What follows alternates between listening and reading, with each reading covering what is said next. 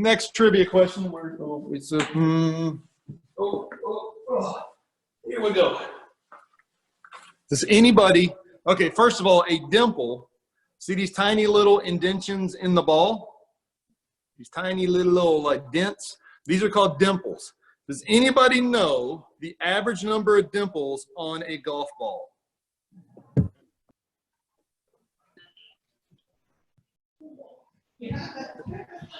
Yes, sir. 128. How many? 128. A little bit higher. Next person.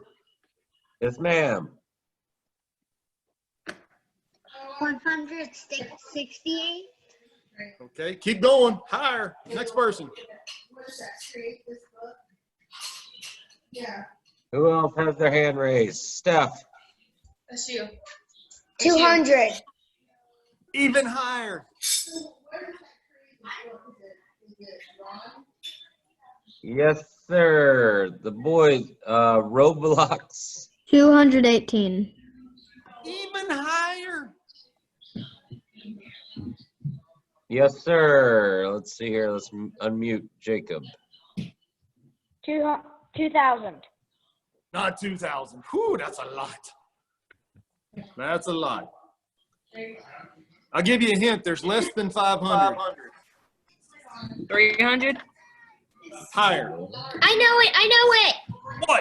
What? And I'm not letting you. 432. You must, how did you know that? That's why I wasn't my calling on him. brother was across the room, so I heard him. Okay. So were you being honest? Yes. You were being honest. You were. Yes.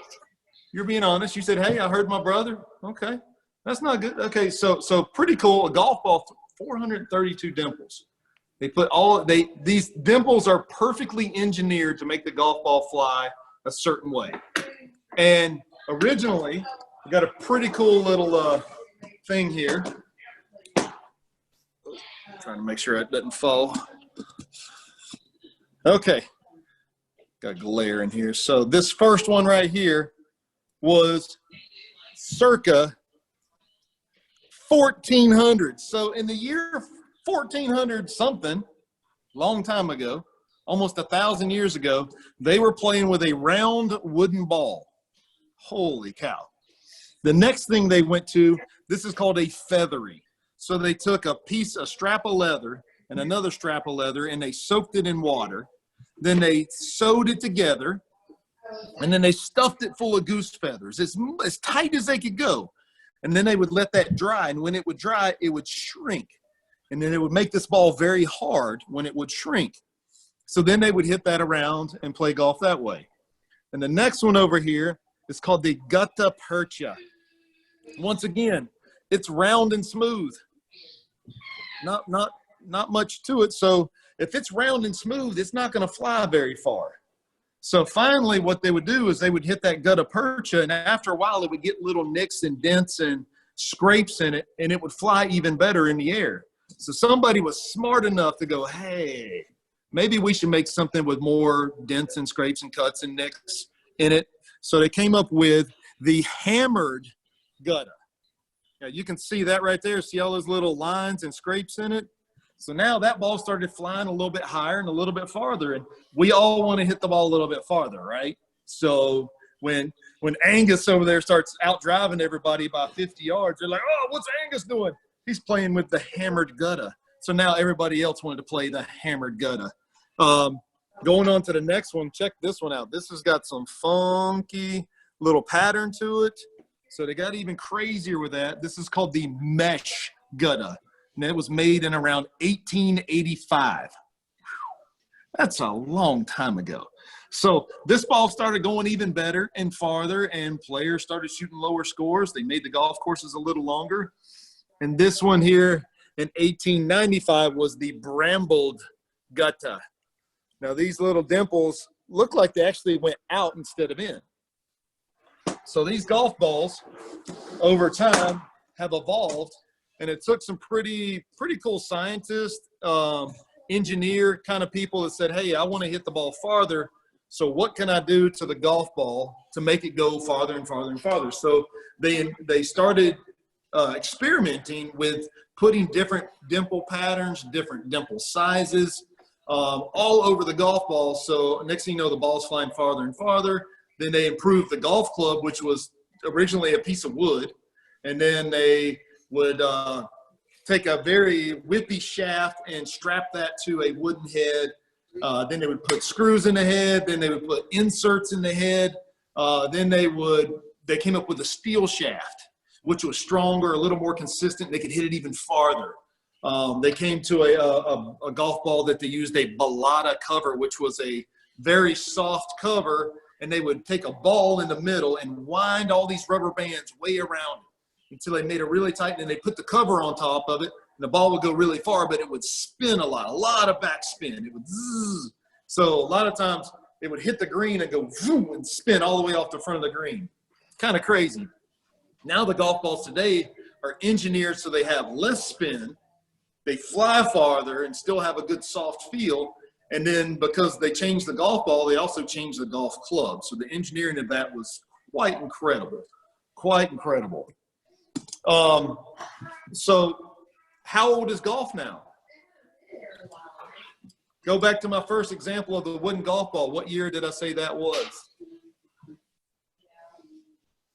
Anybody remember? Anybody raise your hand? Remember how old the first golf ball was I showed you?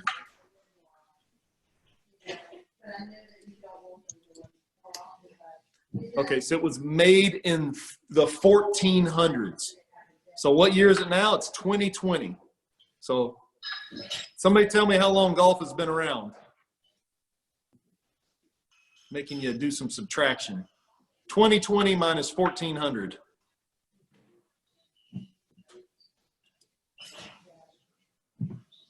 Man, your math teachers aren't going to be too happy if you're not getting this stuff down. Cruise. 620. 620. We'll go with that. So golf is somewhere, but I think it's closer to 800 years old that they've been playing the game of golf of some sort, shape, form, or fashion. Pretty cool. Pretty cool. So 1,200 in that case.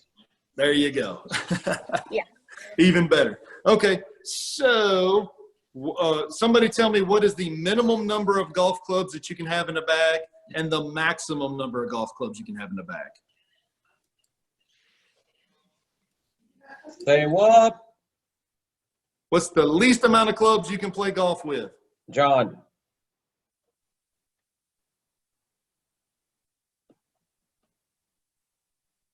John?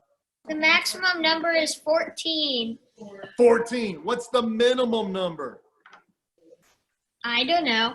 7? 7. There you go. There is no minimum. Oh, 1. 1. You got to have at least one club to play with, right? So technically speaking, I could go out and play golf with my putter. And I could hit my putter the whole way around the golf course and go from there. That would be kind of crazy. And I'd probably damage my putter, which isn't good. So I'm going to give you guys a little bit of tip to help you guys play and putt better. Because if you can putt, you've always got a chance to beat other people. Now, the big thing is I want my arms to hang straight down. But if I stand straight up and down like this, where are my arms? They're on my side. Can I putt from here? My hands can't even touch each other. They're way here on the side. So what I want to do is I want to push this part way back. And now I want to let my arms hang down in front of me. Oh, look at that. Now you can see me. See how my arms are hanging down? Now my arms can swing like an elephant's trunk back and forth. And now if I just hold the putter, hold my putter like that, and I make my arms swing back and forth, now I can hit the ball pretty straight in a pretty consistent distance. So the size of the swing is going to determine how far that ball goes. So if I'm thinking about I'm a tiny little baby elephant and my arms can only move a little bit, then that's only going to hit the ball a certain distance. Now, if I'm a big bull elephant with giant tusks coming out of my head and I can swing my arms way back here and way back through here, then the putt's going to go pretty far. So that's one of those things. It's up to you to determine how far you want to make the ball go by how big of a swing you take. But it's really important that you get set up with your arms hanging out in front of you. So notice how my arms hang straight down here, and then they're going to rock back and forth. If I stand up like this, my arms aren't hanging out in front of me, and that makes it pretty hard to hold it. See, if I hold the putter here, I hit myself in the foot the whole time. So I want to make sure I'm hanging out here, going back and forth.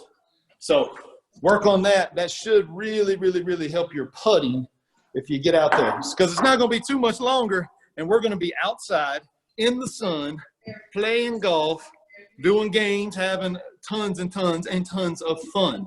It's right around the corner. Got one more trivia question for you. One more trivia question. What material were spikes originally made of?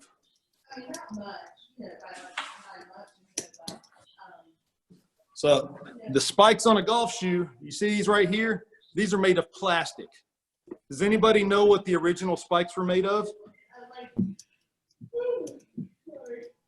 Let's see here. Who's got their hand up? Jacob. Or no, Edmondson. Wood? No. Who's got another question? Answer for me. Stay with the Edmondson. Yes, sir. Iron? Yeah, they were made of metal. So the spikes were metal. So it's just a single spike coming down, and typically there were 14 spikes on the bottom of the shoe. And let me tell you, you had some pretty good grip on the ground, but what would happen when you step on the green, it would kind of mess up the green a little bit, made it kind of hard to putt through. And they changed that back in, I want to say 1993 or 94. They made everybody go to plastic spikes. So now we all have plastic spikes on the bottom of our shoes instead of metal spikes, which I kind of miss the metal spikes because they made a really cool sound when you stepped on the ground. You're walking across the parking lot, getting ready to go play golf. It just made a cool sound as you went through there. Coming up on TV pretty soon. Not that I want you guys inside watching TV because I want you outside getting energy by playing. But there's going to be some pretty cool golf matches going on, raising money to help people with the COVID cause. Phil Mickelson's got a big match coming up. Like Phil Mickelson, Tiger Woods, Tom Brady, and Peyton Manning. That's going to be kind of cool to watch. And then you've got another Dustin Johnson is doing one. So there's going to be some cool stuff. And it's at a really cool golf course called Seminole. So something you should probably watch. If it's raining outside, turn on some golf. If it's sunny outside, go outside and play as much as you can. That'd be the best way to go about it. Circling back to our core value of the day of being honest. Super, super important that you're honest all the time. I promise you, people are going to show so much more respect towards you. People are going to want you to be their friends more if you're somebody who's always honest. If you're somebody who doesn't tell the truth, especially about your score in golf, people don't want to play golf with that. I'm telling you, you're going to get labeled as somebody who doesn't tell the honest truth about their score, and that's not good. So always be honest about your score. Super, super, super important. I always like that. And be honest about all aspects of your life. I promise you. Life is going to be so much better for you if you're being honest versus telling the fibs. Don't tell the fibs. We don't want to tell the fibs. All right. The healthy habit of energy. Make sure we are eating right. Make sure we are going outside and playing at least 12 hours a day. It's supposed to be an hour. We got to say 12. But get outside and play as much as you can. Eat the right food. Get plenty of sleep. And your energy level should be going up, which is really good. Anybody have any questions for me?